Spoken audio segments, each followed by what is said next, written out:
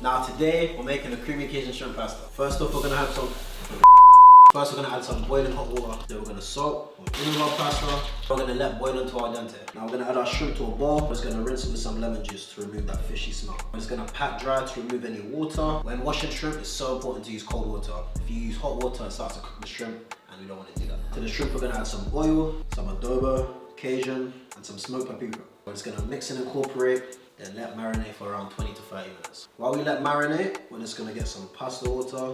And what this does is when we have our sauce, it's gonna help thicken it up. Now to a saucepan, just gonna add our double cream. Yeah, so this video is missing footage, so I'm gonna do a voiceover of this part. So what you need to do is season with the same seasoning as the shrimp before, add mozzarella, red Leicester, and Parmesan cheese, then whisk and let thicken. Separately, if you're enjoying, make sure to like the video. It is the easiest thing in the world and it pushes out to more people.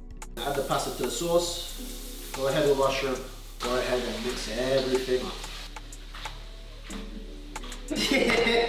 Go ahead and add a bit more Parmesan. Finish off with some parsley. Now it's gonna add to a plate.